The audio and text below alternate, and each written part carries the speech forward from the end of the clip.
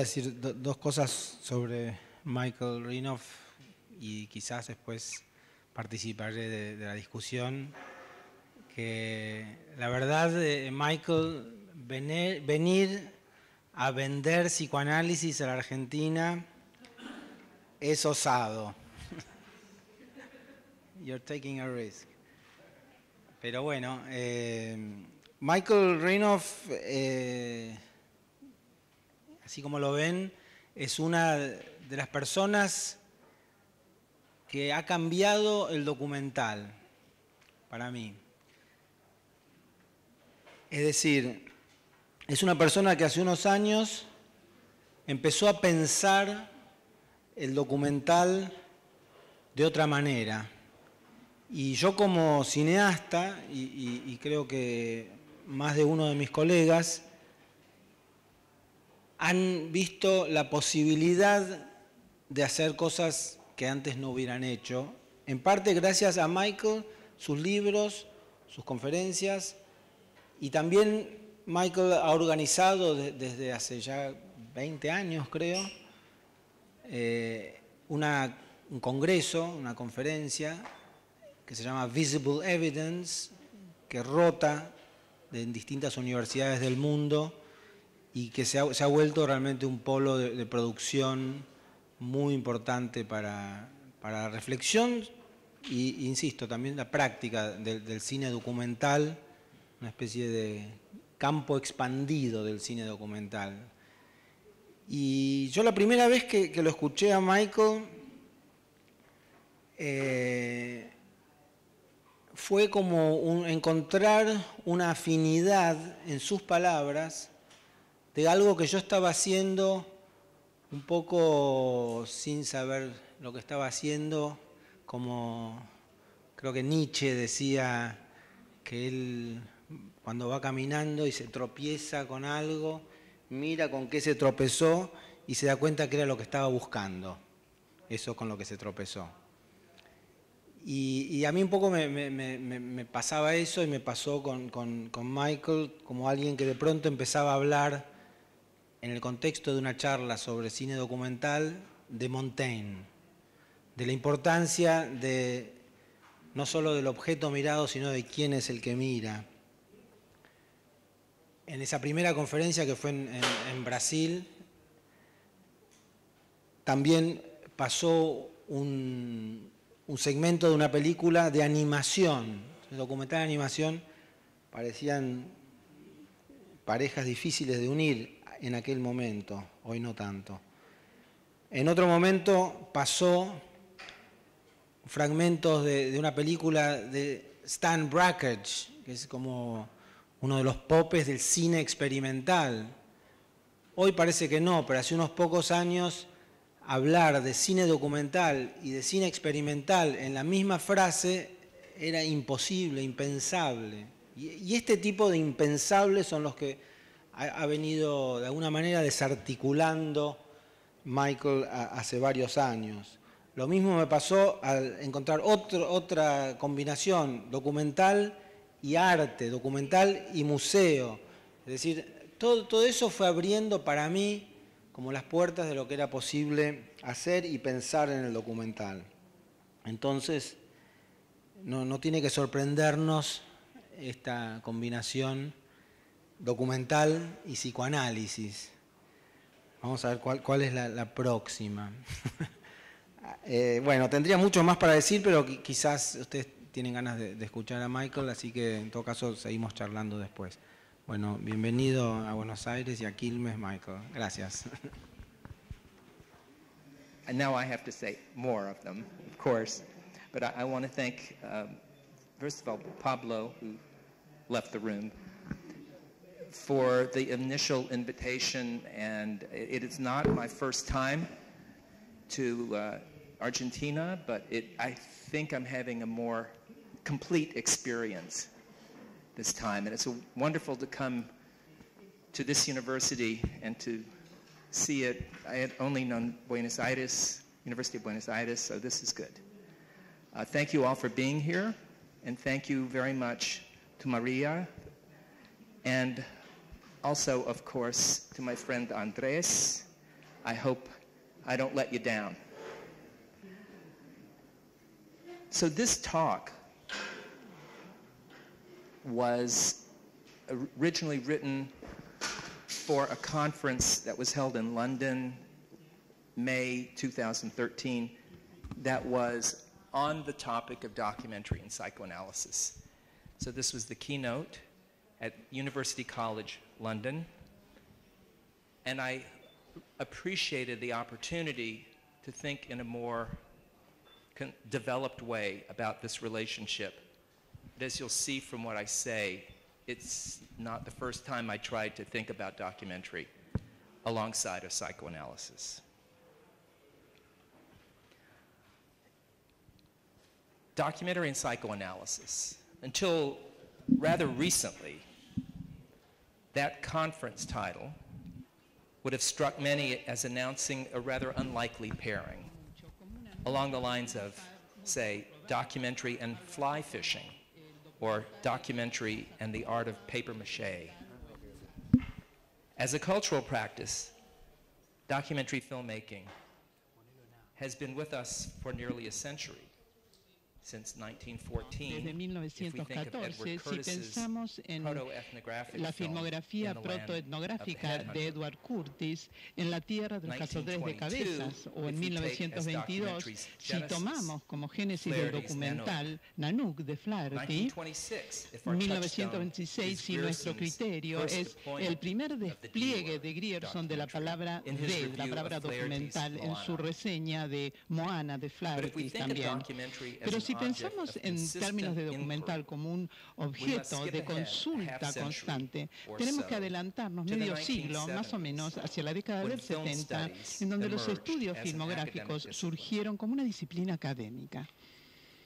Sin embargo, en los libros de académicos, tales como Eric Barnow y Richard Meran Barsam, no se pensaba a una posible asociación o alianza entre el cine de no ficción o el cine basado en vida real y el psicoanálisis.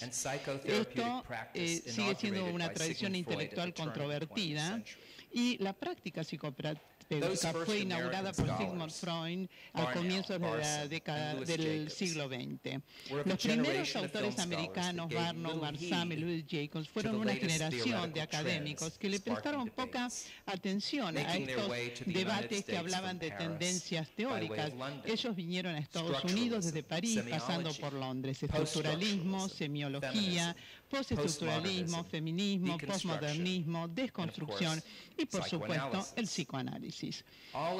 Todas estas áreas controvertidas de estudio fueron explicadas y aplicadas a estudios filmográficos como una disciplina emergente en la década del 70. El psicoanálisis en particular ocupó la escena y se atrincheró.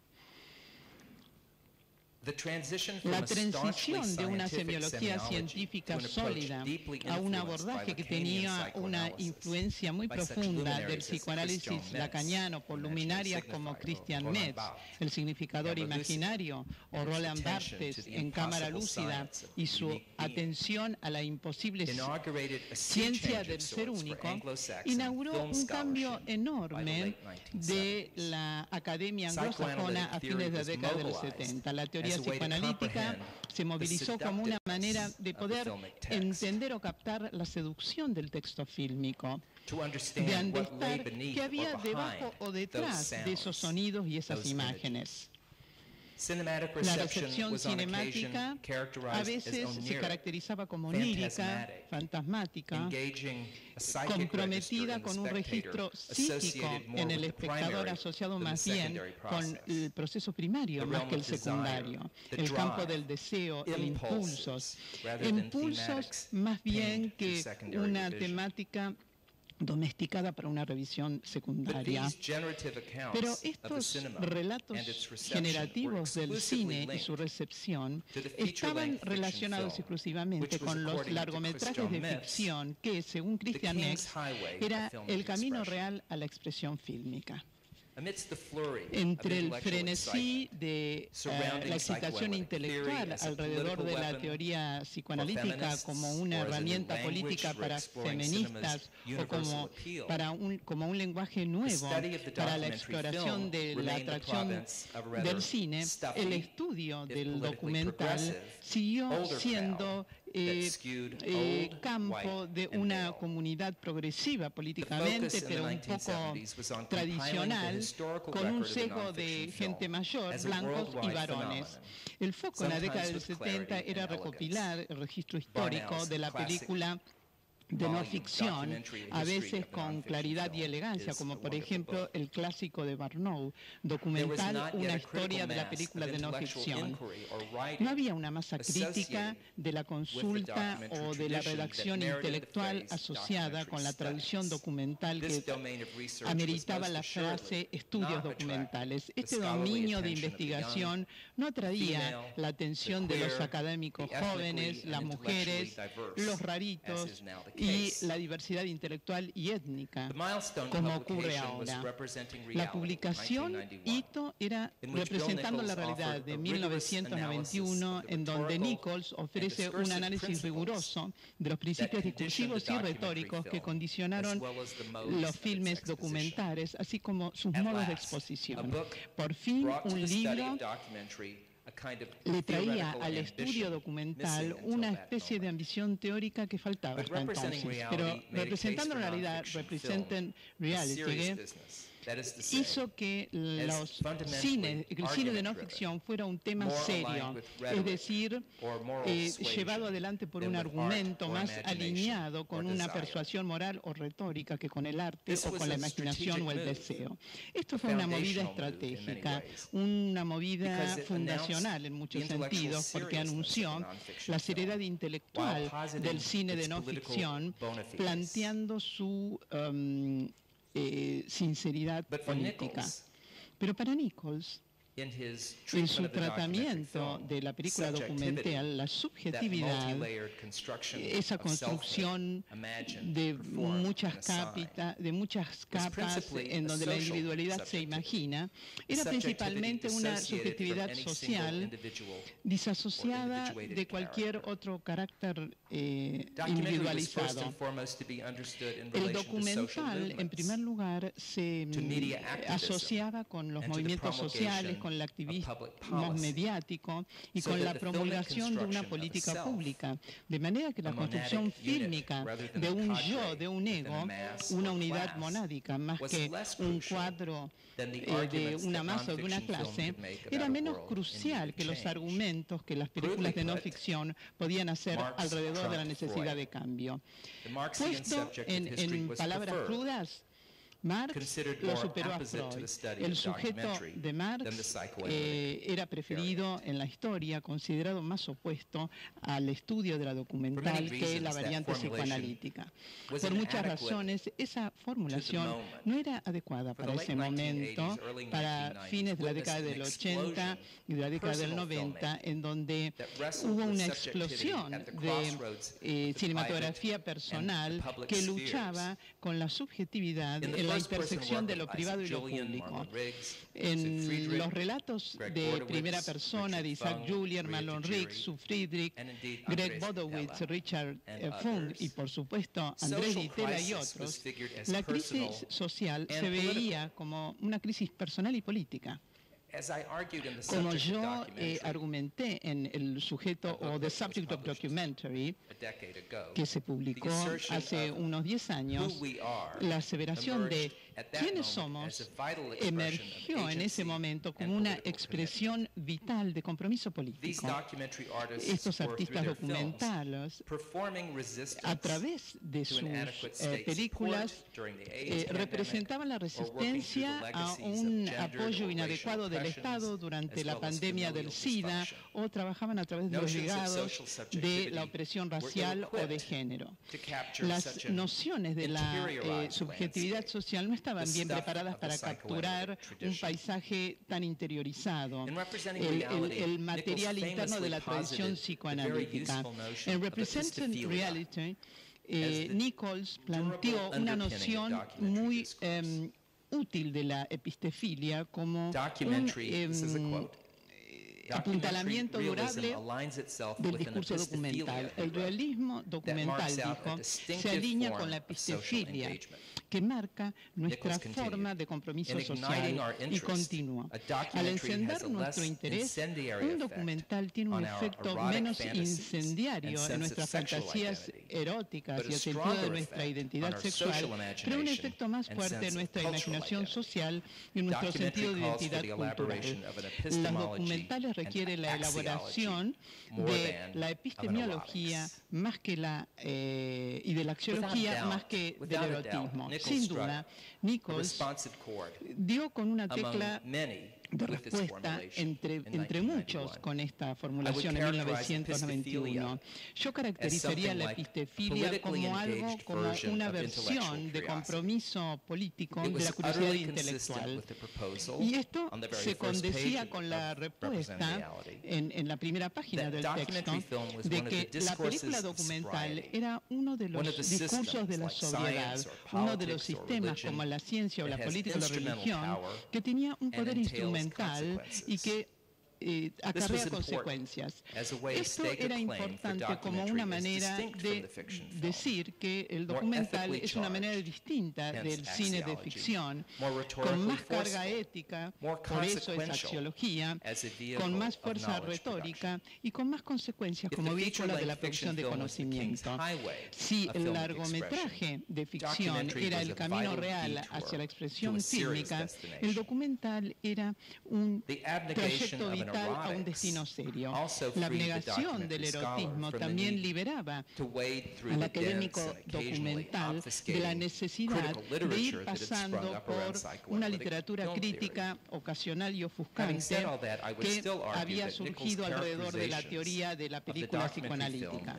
Sin embargo, habiendo dicho esto, yo seguiría argumentando que las caracterizaciones de Nichols del documental en Representing Reality eran oportunas y distintivas, pero no estaban equivocadas. Pero a ese mismo momento eran inadecuadas.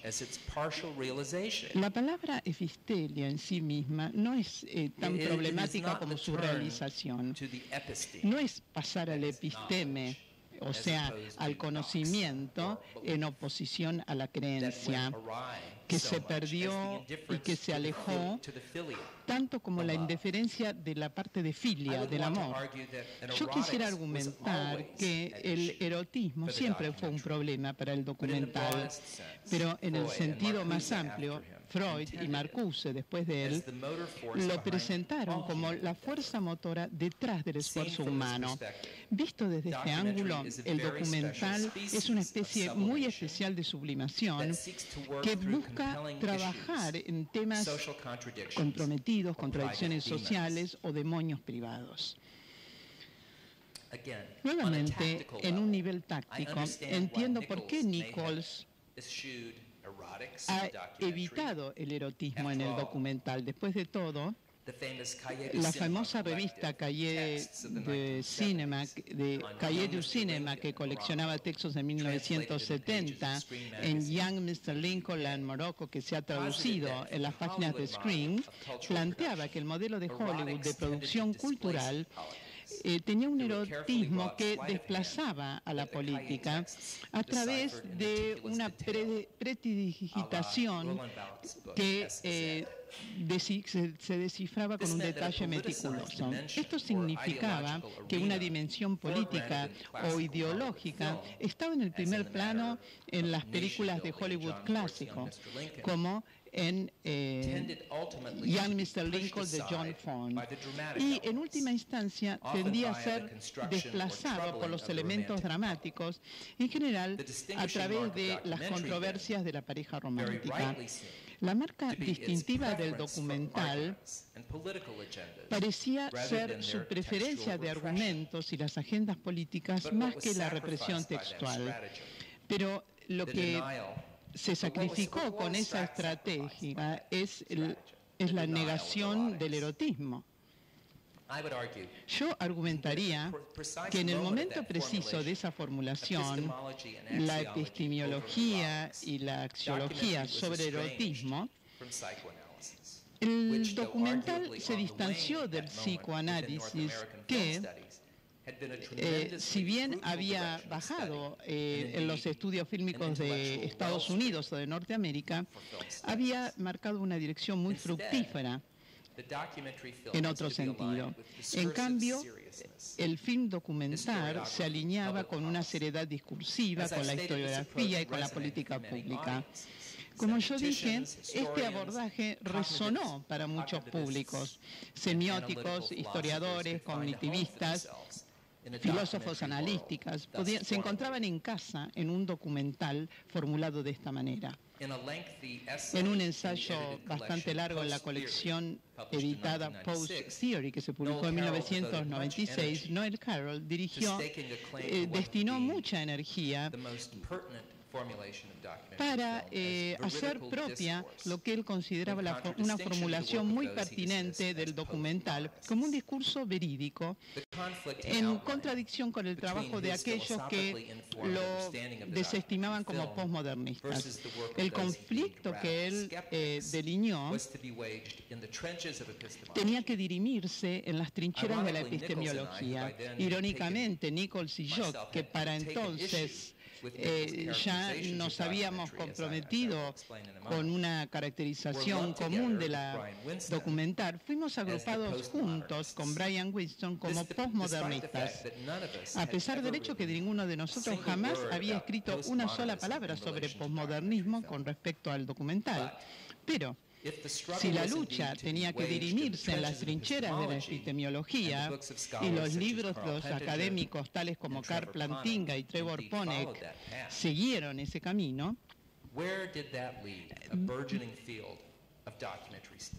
¿dónde dejaba eso el campo de los estudios documentales? ¿Qué campo se había plantado? ¿Y en dónde estaba el amor?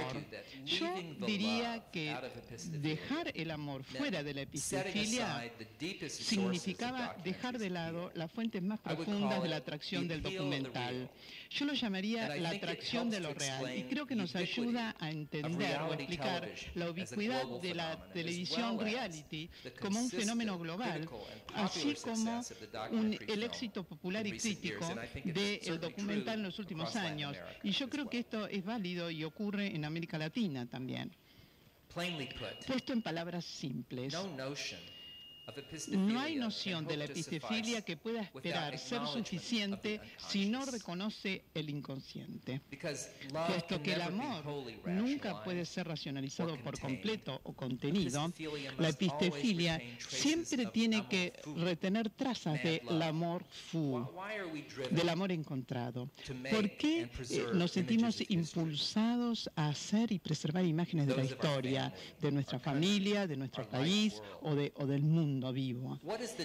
¿Cuál es la naturaleza de la percepción humana y cómo una cámara nos permite interrogar y expandir nuestro entendimiento del fenomenal mundo? ¿Cómo explicamos nuestra atracción hacia una imagen en particular o a un movimiento de cámara, nuestra necesidad de ver una y otra vez determinadas secuencias documentales? ¿Qué vivifica nuestros ojos y nuestros oídos a medida que vamos encontrando la semblanza de otros? Algunos muy parecidos a nosotros o algunos muy distintos de nosotros, en la pantalla, ya sea grande o pequeña. Estas preguntas sin dudas inspiraron a nuestros antecesores documentales, entre ellos Joris Ivens, Dziga Vertov y Jean Painlavé. Con esto no quiero decir que estamos privados de motivaciones más racionalistas para volver a la forma documental. A la deriva, en un ciclo de noticias de 24 horas, tenemos hambre de formulaciones inteligentes con respecto a nuestros entornos sociales y a los desafíos que enfrentamos, explicaciones de por qué somos quienes somos. Mirando la TV en Argentina ayer y hoy, aunque no entiendo todo lo que estoy viendo, las imágenes del avión que se perdió en Malasia, que nunca llegó a Pekín, a Beijing, hace 24 horas y no pasó nada, nadie da una respuesta y siempre las mismas imágenes. Hay una razón para tener una documental, porque tenemos una gran necesidad de entender mejor a nuestro mundo. Necesitamos toda la ayuda que hace falta. Pensemos en Estados Unidos, en Norteamérica urbana, que es la tierra de los sobrealimentados. Sin embargo, está plagada de lo que podemos llamar desiertos de comida, de alimentos. Igual que los desiertos de alimentos, en donde hay demasiado alimento, sigue habiendo desnutrición y falta de alimentos. ¿Por qué ocurre esto en el medio de tanto consumo? Es algo que lo que pasa con el consumidor cultural de hoy, que está invadido por información, pero pasa hambre de conocimiento. Esto es parte por qué el documental es tan importante, porque el documental quiere excavar debajo de la superficie y seguir haciendo preguntas más profundas todavía, pero debajo de nuestras motivaciones conscientes. Y esto es lo que tiene que ver con pasar hambre de conocimiento. Nuestra curiosidad intelectual, nuestra necesidad de conocer. Debajo de eso, quizá hay un registro más determinante. En la elegante formulación de Elizabeth Cowie, hay una actividad doble de la que hablamos: registrar la realidad y desear lo real. La dimensión programática y racional de la empresa documental, registrar la realidad, puesta al lado de el dominio insaciable, quizás inefable, del deseo. El deseo, como lo sabemos de Freud, está en el orden del impulso. Nunca cesa, puede saciarse temporariamente, pero nunca definitivamente de este lado de la tumba.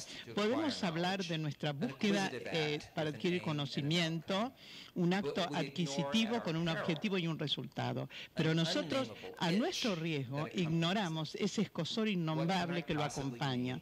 ¿Qué quiero decir con esto? Quizás en Buenos Aires, que todos los que hacen análisis probablemente saben a qué me refiero. El conocimiento, el episteme, la parte episteme de la epistefilia, es algo que está trastocado por el deseo. Y mi introducción de Theorizing Documentary, que publiqué hace 21 años, me refería a la formulación de Julia Kristeva del delirio, tal como lo pone en su ensayo Psicoanálisis y la polis, en un esfuerzo para explicar por qué el documental y su atracción certificable nunca puede contenerse por completo dentro del precinto obvio del conocimiento. Aquellos que relacionan nociones de una realidad objetiva disponible para la representación, la presunción no hablada de del epistéfilo documental, Kristeva nos dice esta advertencia. El delirio es un discurso que se ha perdido o que ha salido de una realidad presumida. El sujeto hablante se supone que ha conocido un objeto, una relación, una experiencia que no puede reconstituir con precisión. ¿Por qué? Porque el sujeto conocedor es también un sujeto deseador o deseante, y los caminos del deseo complican, enredan los caminos del conocimiento. Normalmente asumimos que el opuesto del delirio es una realidad objetiva que es perceptible objetivamente y es conocible objetivamente, como si el sujeto hablante fuera solo un sujeto conocedor. Pero tenemos que admitir que esta división del sujeto consciente e inconsciente, y dado que el sujeto también es sujeto de su deseo, la aprehensión del conocimiento y la aprehensión perceptiva del objeto original es solamente teórico, pero sin duda es una hipótesis indispensable. Si nosotros aceptamos esta idea de la división del sujeto, es decir, reconocer la existencia y la eficacia del inconsciente, Y si nosotros estamos de acuerdo con lo que dice Kristeva, de que los caminos del deseo enredan los caminos del conocimiento, entonces vamos a poder ampliar nuestro entendimiento, nuestro conocimiento de la epestefilia. En un capítulo de mi libro de hace 21 años, The Chapters of Documentary, que se titula Visión cargada en lugar del deseo y la teoría del documental, me refiero a la noción de la atracción tal como lo desarrolla Jacques Lacan en los 4 conceptos fundamentales del psicoanálisis.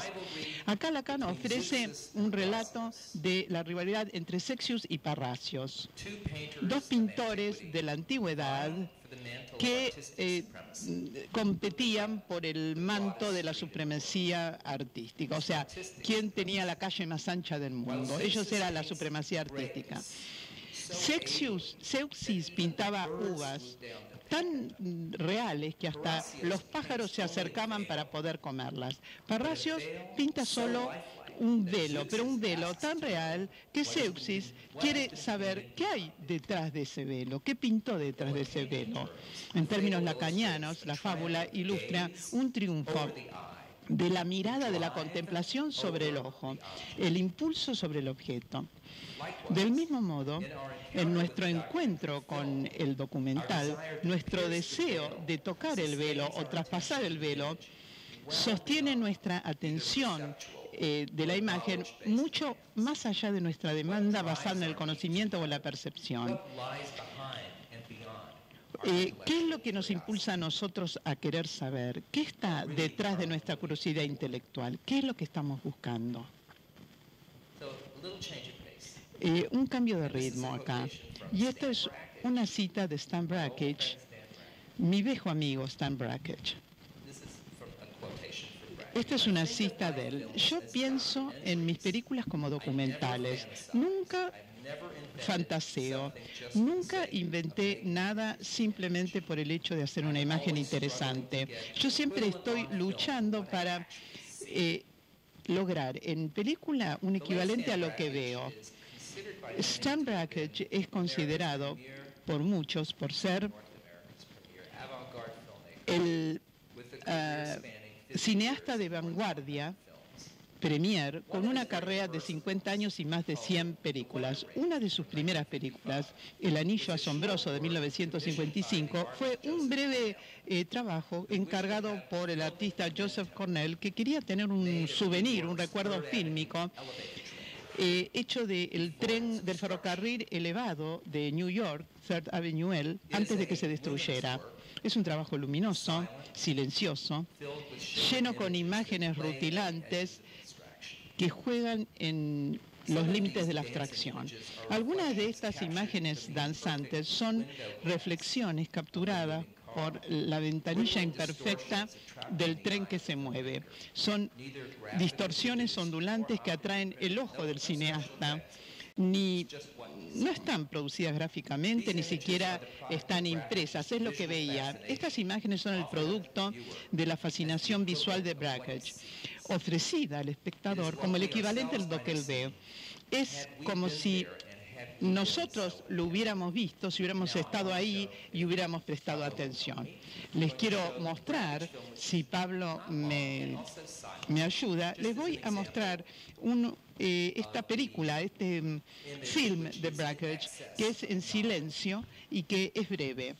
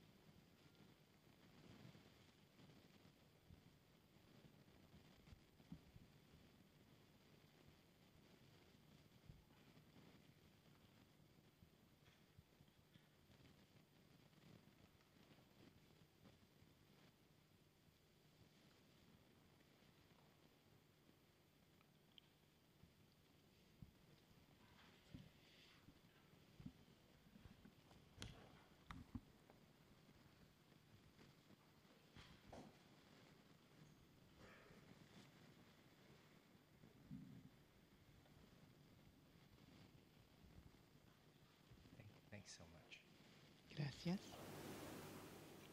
Desire El deseo se representa irrepressibly horizontal. como horizontal, irrepresivamente, fugitivo, nunca en su lugar. En términos lacanianos, el deseo puede surgir en el sujeto debido a una separación fundamental entre el yo y su objeto. Cita, el sujeto no puede desear sin disolverse y sin ver por este hecho, por el hecho de que el objeto se escapa en una serie de desplazamientos infinitos. El anillo asombroso es quizás una meditación sobre la imposibilidad de capturar y preservar su objeto nominal, el tren elevado de la Tercera Avenida de Nueva York. El juego del significante, pero más aún el momento de percepción, la percepción del artista y la nuestra, pasan a ser los objetos de catexis.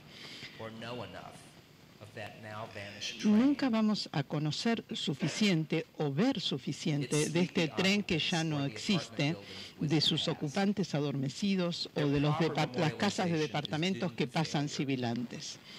La memorización, propiamente dicha, está destinada al fracaso. Todos quedan encajados en un pasado inaccesible, más allá de nuestro alcance. Lo que se nos da para que veamos, y podemos ver una y otra vez, gracias a la colección de DVD Criterion, es como en la fábula lacaniana, una instancia del triunfo, de la contemplación sobre el objeto. Y ahora, concluyendo, en los últimos 21 años, emergió algo que ahora sí podemos llamar estudios documentales.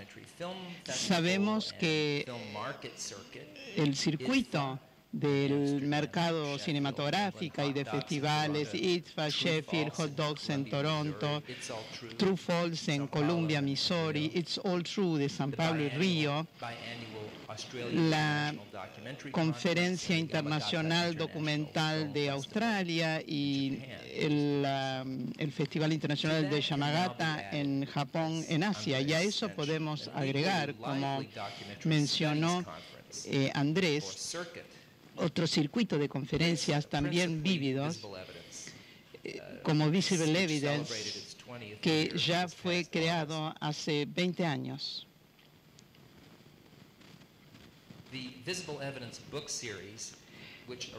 La serie de libros de Visible Evidence que surgieron de las series de conferencias que fue publicado por la editorial de la Universidad de Minnesota incluye ahora más de 28 volúmenes que cubren una gran variedad de temas desarrollados para marcos disciplinarios diversos. Son miles de flores que han florecido. Por otra parte, la conexión del documental con el psicoanálisis no ha tenido una bienvenida universal. Mi propio trabajo en la primera conferencia inaugural de Visible Evidence en la Universidad de Duke en 1993 se titulaba La desconfianza de lo visible, con lo que yo quería señalar que el mismo nombre de la conferencia se contradecía con el insight de Freud con respecto a la inconsciencia, al inconsciente, que era la parte más importante de la vida psíquica. Visible Evidence fue siempre un poco irónica en el sentido de que ver para creer. En esa primera presentación yo esperaba sugerir que la documental ya había quedado atrás frente a las interrogaciones del siglo XIX de los maestros de la sospecha, que eran Marx, Nietzsche y Freud. El aporte de Elizabeth Cowie a esta colección de Visible Evidence, que se publicó en 1999, que era el espectáculo de realidad, fue una incursión importante en en el film documental con regímenes de conocimiento asociados con la teoría analítica. Desde su introducción a principios del siglo XX, las representaciones de la actualidad emergieron tanto como un espectáculo y como parte del conocimiento, fundamentados en la historia, pero plagados de paradojas, a veces con una carga erótica, ofreciendo la imaginación de la maestría. Como ella dice, como Cowie dice en su introducción, en Recording Reality and Designing the Real, la documental tiene placeres del espectáculo, voz, identificación, que desde un comienzo van acompañadas con el proyecto de la información y la educación. Finalmente, los estudios documentales habían puesto más temas de conversación relacionados con la consulta psicoanalítica. También tengo que reconocer el importante aporte reciente de otra cineasta, Agnieszka Piotrowska, también académica, que ha publicado recientemente su libro sobre psicoanálisis y ética en el documental, y de alguna manera establece el apuntalamiento psicoanalítico de los espectadores de las documentales o de la textualidad y se concentra en la práctica documental. Piotrowska habla de la importante participación que tiene el sujeto o el realizador. Las vidas se han narrado, los cuerpos se han representado, se ha ganado confianza y se ha compartido esta confianza. Piotrowska se anima a sugerir que este escenario y las profundidades del alma y de la psiquis que toca no están tan alejado de lo que se obtiene en la atmósfera analítica. Aquí ella evoca el constructo lacaniano, que el sujeto se supone que sabe. La persona que empuña la cámara y comanda la isla de edición es la persona a la quien confiamos, como puede ser el caso de un padre o de un analista. Esto nos recuerda Piotrowska, es el mundo de la transferencia, ese delicado estado en donde los deseos y los sentimientos de un momento que fue antes formativo, como puede ser nuestro padre, se redireccionan al analista.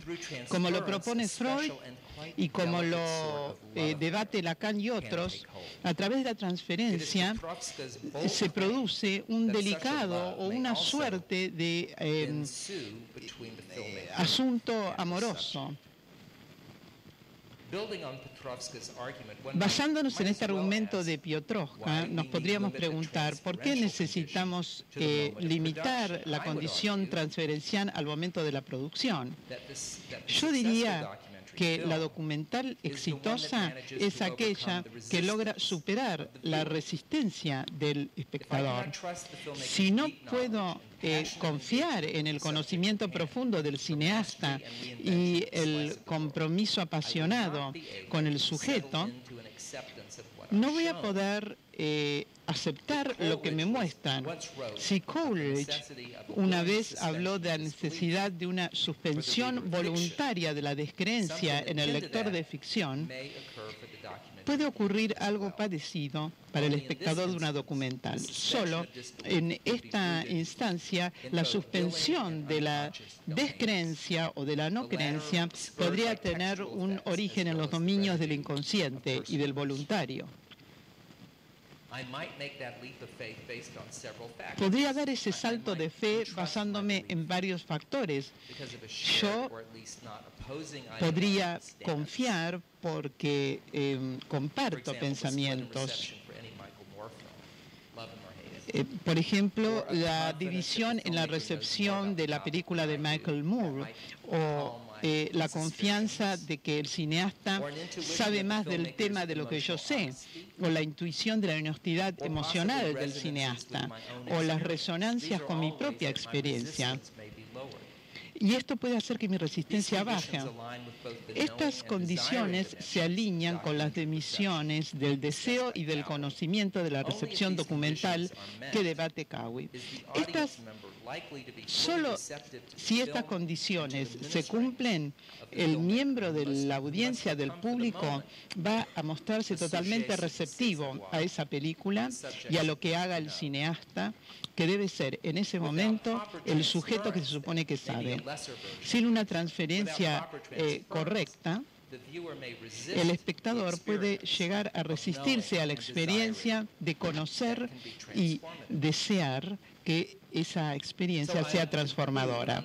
Entonces, concluyo con esta nota especulativa, sugiriendo de que recién ahora, con esta conferencia que di en Londres y que vuelvo a dar hoy, estamos abriendo el campo de los estudios documentales psicoanalíticos de una manera integral.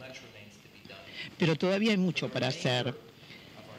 Para lo que nos queda, o de acá en adelante, por favor, únanse a mí, ayúdenme a recuperar el amor por la epistefilia. Muchas gracias.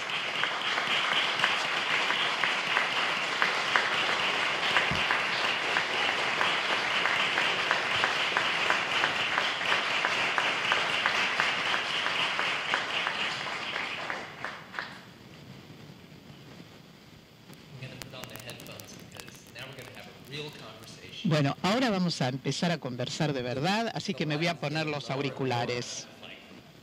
La luz cada vez bajaba y yo estaba luchando. Ahora los veo. ¿Tienen algún comentario, alguna pregunta, alguna respuesta, algo que me quieran comentar? Pueden hacerlo en español, que tenemos traducción, ¿eh?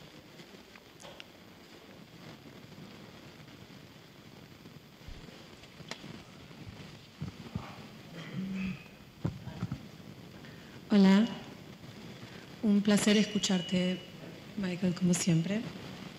Quería comentar, en mis trabajos desde el 2007 hago una lectura Foucaultiana de este tipo de subjetividades sociales a las que mencionaste en el comienzo, especialmente entendiendo el documental performativo en cuanto técnica de sí. Entonces yo te quería preguntar si vos pensás que podemos hacer a partir de esa concepción una lectura de ese cine personal en una dimensión pragmática y entenderlo como cine político.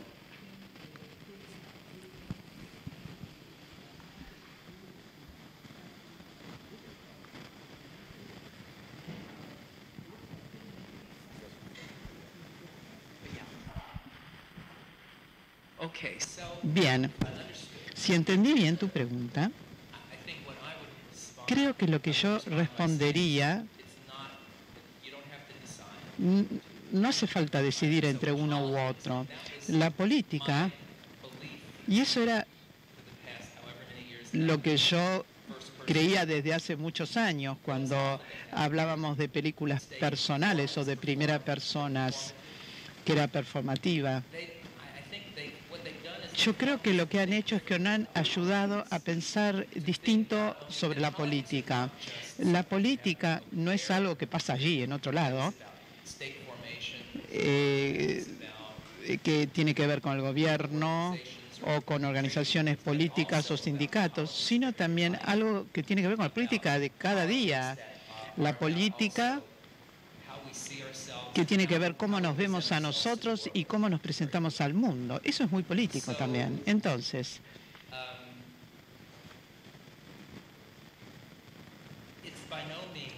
de ninguna manera es que nos estamos alejando de la política. Es una reinflexión de la política, me parece. Atado a lo mejor con lo que a nosotros nos importa, con nuestra parte. De nuestra relación con el mundo. Un ejemplo obvio, por ejemplo, surge de los movimientos de la década del 60. Los derechos civiles que en Estados Unidos tenían mucho que ver con el poder negro y movimientos respecto de la identidad homosexual. y se han creado escenarios para la política, pero no política como se creía o como se la entendía en la década del 30. O sea, se ha expandido el escenario de lo que es político. Yo no sé si respondí a tu pregunta. Hablaste de Foucault. Foucault, sin duda, participaba mucho con los homosexuales y le interesaba mucho más ejercer el poder a través de los gays. Pero yo pienso en el exceso que hay más allá de lo que estamos viendo, de lo que estamos diciendo y lo que estamos registrando, que es lo que vimos en este ferrocarril elevado de Nueva York en 1955. Pero puede ser la aventura de ver justamente, o todo lo que evocamos cuando vemos las rivalidades que surgen, los peligros que corremos. Todo esto a lo mejor no está capturado por la definición histórica de documental, porque mirar no es una experiencia sobria per se. Es una sospecha que tenía cuando venías leyendo y con lo que acabas de responder. Entonces, creo que hay una línea que está, no en peligro, pero un límite que es difícil de establecer entre lo que sería imágenes documental y aquella de los medios. Porque sí, a ver, la emoción, el impacto emotivo y emocional, hoy es buscado, si es que vamos a partir desde el espectador y, ¿no? Desde partir de este hecho, vos decís, el documental, parte de cierto pacto que debe tener con el espectador. Un pacto de las emociones, ¿no? Transferir, impactar emotivamente. Dijiste hace un momento, en el hotel puse la tele y está todo el día los medios poniendo este flujo de imágenes con el cual atraen al espectador con esta novela del avión perdido, que sería una continuación de Lost, algo así, ¿no? En el imaginario del espectador. ¿No sientes que el documental está siempre en riesgo como lugar por donde pasan determinadas imágenes? Una cosa es Brakhage, ¿existe? Y la nostalgia sobre el Highline. Y otra, las imágenes del mundo. Todo el tiempo el mundo nos está provocando desde lo emotivo, lo emocional y todo. El documental está, creo, en un riesgo. No sé si se entiende lo que te quiero decir. El documental como género.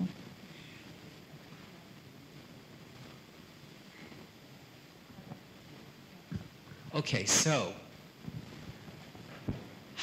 there's always a risk. Bien, siempre hay un riesgo, sin duda lo hay.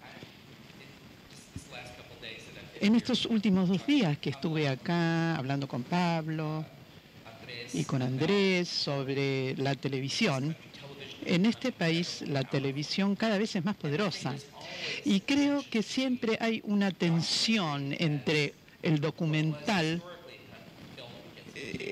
que históricamente ha sido una institución de cinematografía, y por otro lado la televisión, que es una máquina insaciable, que ayuda a darle dinero a mis amigos. Por supuesto, les pueden ayudar a ustedes a hacer su película, pero la televisión nunca es suficiente para la televisión. Es el mejor ejemplo que puedo dar de este deseo insaciable. Hay un riesgo, pero es un riesgo porque si nos retrotraemos al principio del cine, como Tom Gunning habló sobre el cine de atracción, las primeras imágenes era como ir al carnaval. Era algo emocionante, era excitante, no tenía mucho que ver con una historia, era más bien sensaciones, cosas que nos hacían sentir distintos en el cuerpo, cosas que jamás habíamos visto. El mundo presentado en una pantalla. Y eso era como excitante, emocionante. Y siempre estuvo ese riesgo de caer en las sensaciones. El documental, como el discurso de la sobriedad, es algo como decir, no, podemos hacer cosas importantes con consecuencia y con sustancia. Yo creo que los estudios documentales no se tienen que olvidar de que hay algo más que hay debajo, diría yo, este deseo de conocimiento. Yo lo digo, yo mismo. Nosotros queremos entender, queremos sentir que tenemos facultades o que podemos el poder de entender mejor al mundo. Podemos hacer películas que nos ayuden a entender o ver distinto al mundo. Entonces después decir, sí, personalmente yo veo muchos documentales, lo que yo conozco de muchas partes del mundo y muchas cosas de la historia, las conocí y las aprendí a través de documentales. A veces siento que soy un idiota, porque en realidad no es la manera de... tendría que a lo mejor leer un libro de historia y no mirar películas, pero bueno, queremos información, queremos conocimiento. Queremos lo que la documental o la no ficción nos pueden dar, pero no podemos olvidar que está este tema de la fascinación. Necesitamos la fascinación, porque si no tendríamos lo que a veces pasa con la televisión, que tiene un tema muy estándar o un estilo muy constante. No hay un interés en una opción creativa, pero algo más siguiendo un formato. Entonces, esto no es documental, en realidad no lo es otra cosa. Quiere decir, es parte de la no ficción, pero el documental es algo más bien como un tratamiento creativo de la realidad. Es lo que le dijo John Grierson cuando él define el documental. Es un tratamiento creativo. En lo creativo también está esta idea del amor, del deseo de amar. Yo veo que están sorprendidos, no están de acuerdo, pero tampoco están absolutamente en desacuerdo, están como sorprendidos.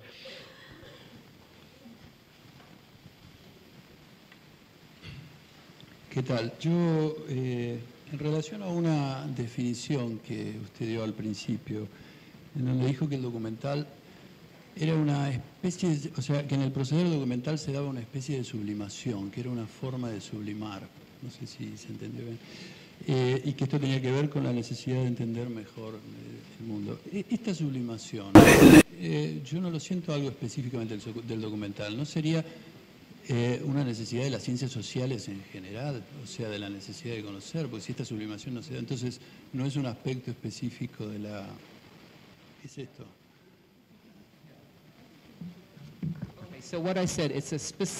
Lo que yo dije que es una especie específica de sublimación. Y la razón por la que dije eso, porque estaba pensando en Marcuse, que habla de la desublimación represiva. Tendría que ser una cosa que no es controvertida decir que el documental, lejos de estar separado del conocimiento psicoanalítico, es arte y parte de esto.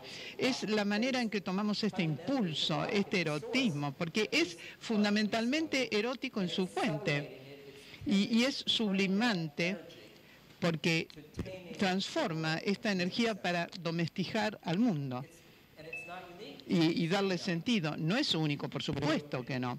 Esa fuerza está básicamente del lado del realizador, quizá más que del espectador, o me equivoco.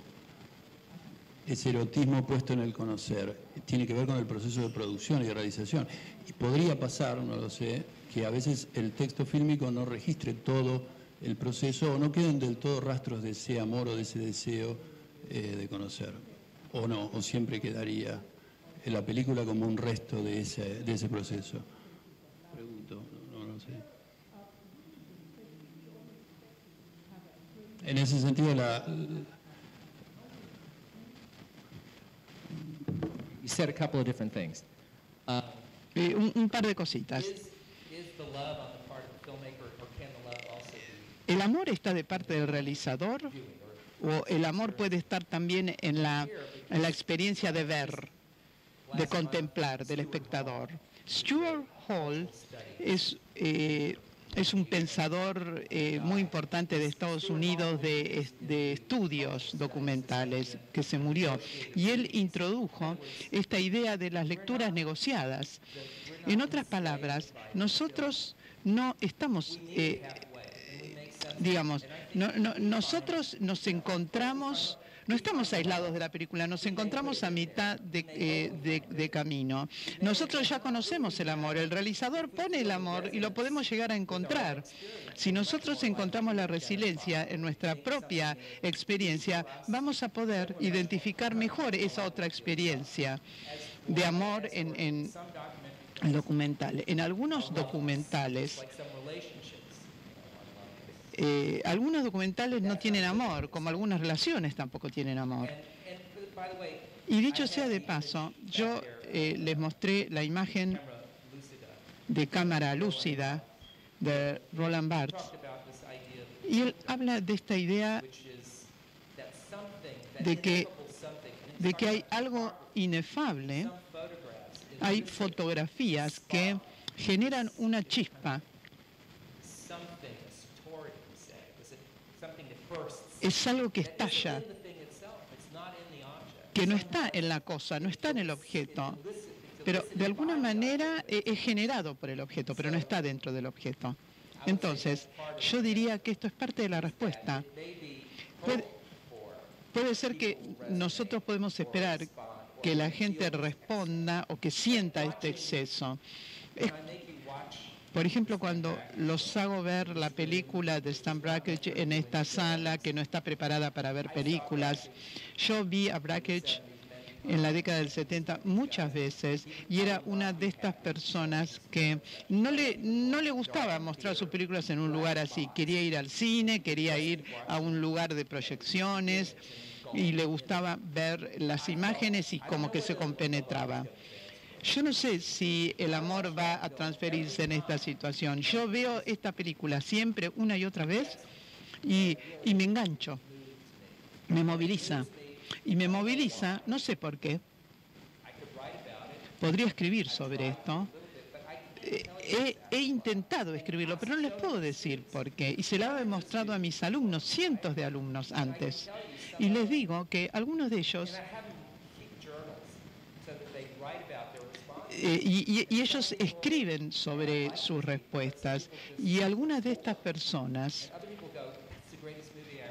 que me gusta esta gente, dicen, no me interesa. Y otros dicen, es la mejor película que vi en mi vida.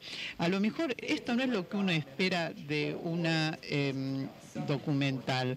Si uno piensa que una película documental es buenísima es porque, bueno, ganó premios o porque muestra una imagen excelente o porque nos abre los ojos a algo que no conocíamos. Pero eso es verdad en duda una documental. Pero hay otra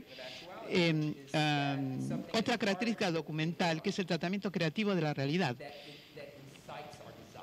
que de alguna manera incita nuestro deseo. Es un concepto simple.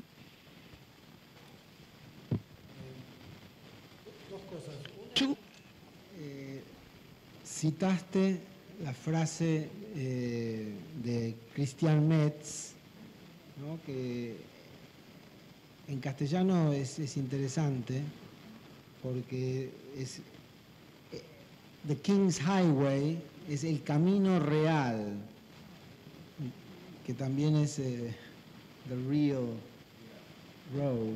El camino real de la expresión fílmica es el film de ficción. Y eso creo que el original es de Freud, que es el sueño, es el camino real del inconsciente, ¿no? Ese es de donde proviene la frase que parafrasea Christian Metz. Y me parece que en lo que estás hablando y en el film de Brakhage que vimos, se abre eso, a que nosotros podamos habitarlo de una forma también, casi diría sin presión, sin la presión que el discurso documental más televisivo impone un sentido. Sabemos siempre en un documental por qué estamos viendo algo.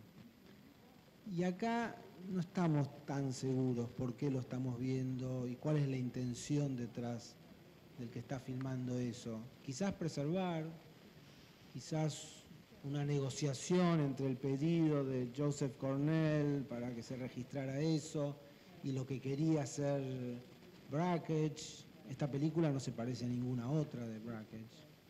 Entonces, todo eso creo que logra, más allá de las intenciones del amor que puso Brakhage a hacer esa película, es algo que está en el medio y que la película cobra una existencia propia y que de alguna manera se convierte en este camino real de nuestro inconsciente como espectadores, creo. Un tema. Otro tema, no es una pregunta, esta sí es una pregunta.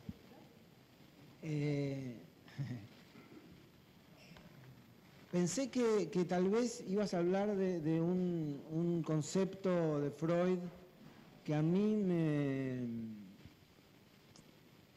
resultó muy estimulante y me trabaja, que es lo que en castellano llamamos lo siniestro, que es en inglés es the uncanny, en alemán das unheimlich. Hay un artículo de Freud, donde básicamente dice son esas experiencias que dan miedo porque lo familiar, lo aparentemente familiar se vuelve extraño, o al revés, en una cosa absolutamente extraña, en un sueño, en una experiencia, encontramos algo muy familiar. Y yo pienso que eso, para mí, no sabría tampoco definirlo, pero hay algo muy interesante ahí de la relación del documental con el cineasta y con el público, es decir, cómo vemos algo extraño, algo exótico, algo raro, y también reconocemos algo propio, algo íntimo. No sé si has pensado algo sobre eso o qué piensas ahora.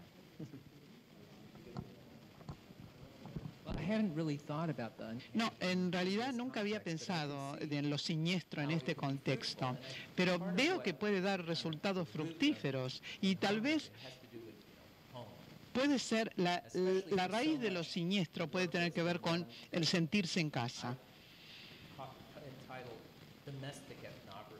Yo hablo de la escenografía doméstica y he trabajado bastante sobre esto, y esto me refiero a películas que están dispuestas a contar la historia de un miembro familiar, pero al hacerlo refractan o reflejan, mejor dicho, en la cineasta o el cineasta propiamente dicho.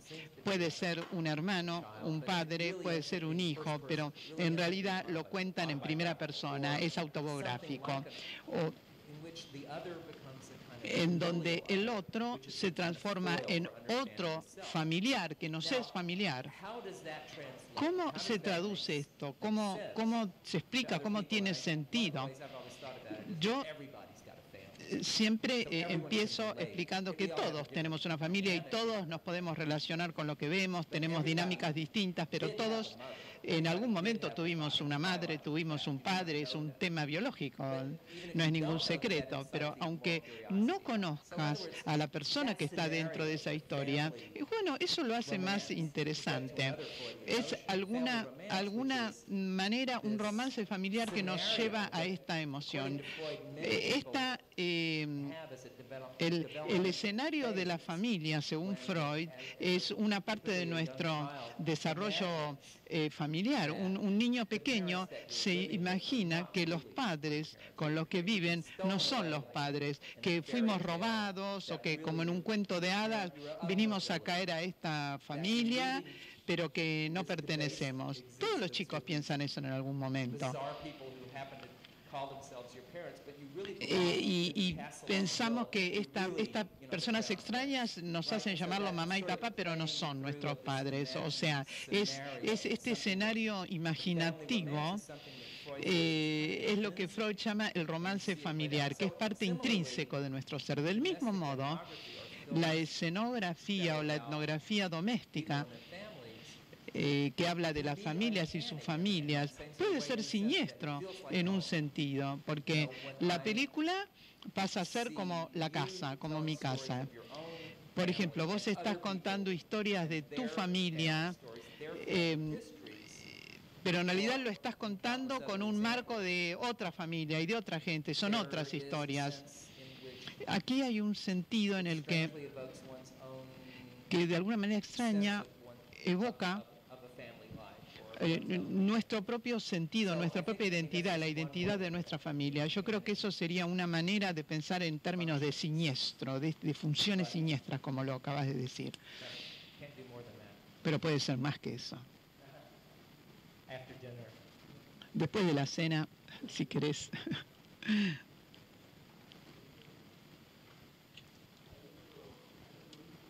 Hay otro vínculo entre lo siniestro y lo que estuvimos viendo, y es que para Freud lo siniestro es lo que dispara el impacto estético. La belleza sería la superación de lo siniestro. O sea, la fuerza ese golpe, ese punctum que descubre Barthes en algunas fotos, que no está ni en la foto ni en el objeto, pero que golpea, tiene que ver con un trabajo de avance del realizador, del fotógrafo, hacia un punto siniestro propio del realizador. Y eso genera, ese trabajo de avanzar en esa zona siniestra de su persona, genera el impacto estético en el espectador. Cuando conecta sin entender por qué, está ordenando aquello que, está recibiendo ordenado aquello que para el realizador era desordenado. Y quizás el punto de la estética es el que termina de combinar con lo que, conectar con lo del amor, ¿no? Digamos, esa es la salida. Pero yo sigo pensando que son procesos distintos, el del realizador y el del espectador, que tienen un punto en común, pero que son procesos distintos.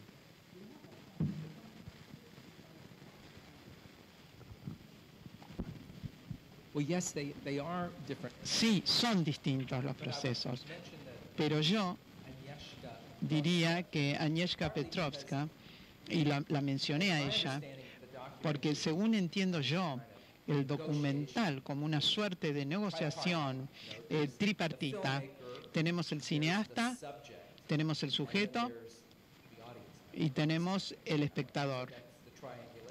Es una triangulación.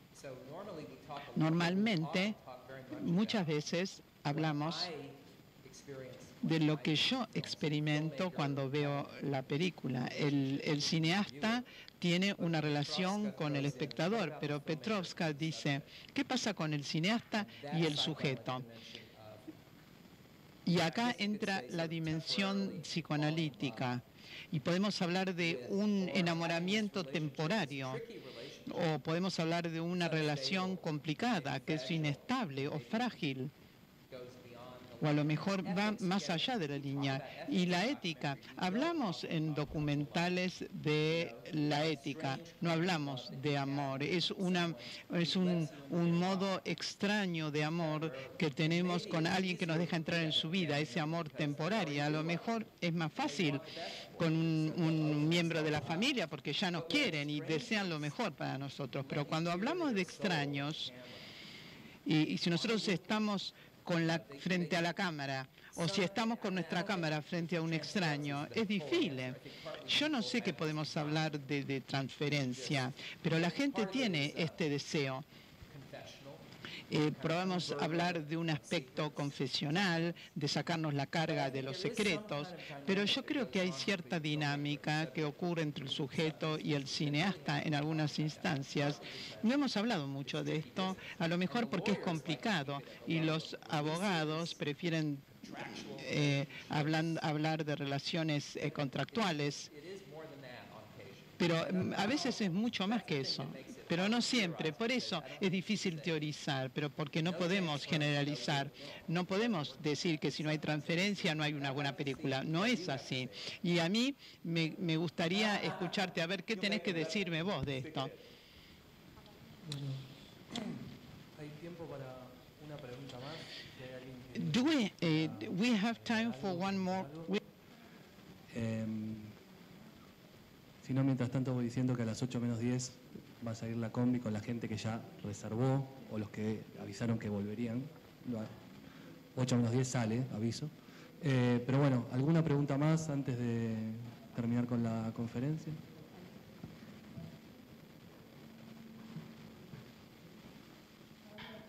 Question.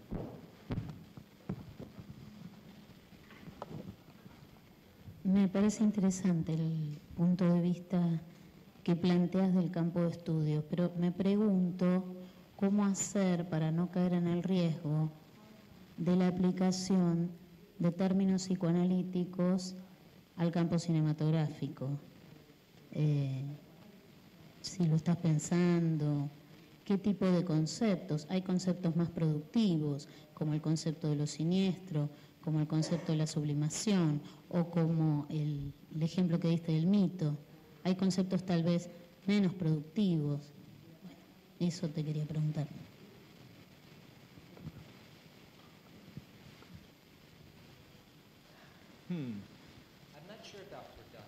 No sé si podemos decir que son más o menos productivos. Francamente, la motivación de esto es muy simple. Para alguien como yo, que empezó a estudiar la cinematografía de manera seria y empecé a leer teoría desde muchas fuentes, hace más de 40 años.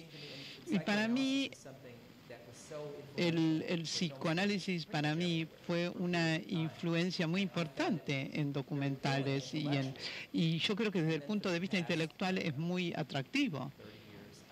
Hace 30 años más o menos me he concentrado en el documental.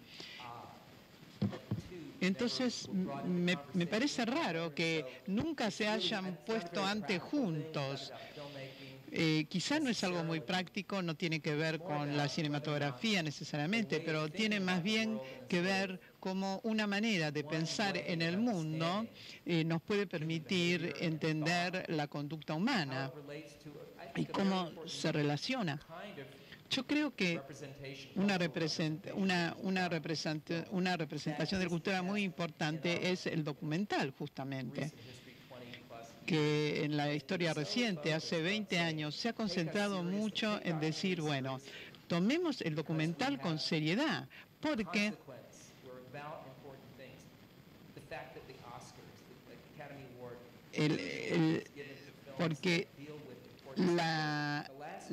en los últimos 2 años se le ha dado bastante importancia y se le han dado premios a documentales que tratan cosas importantes.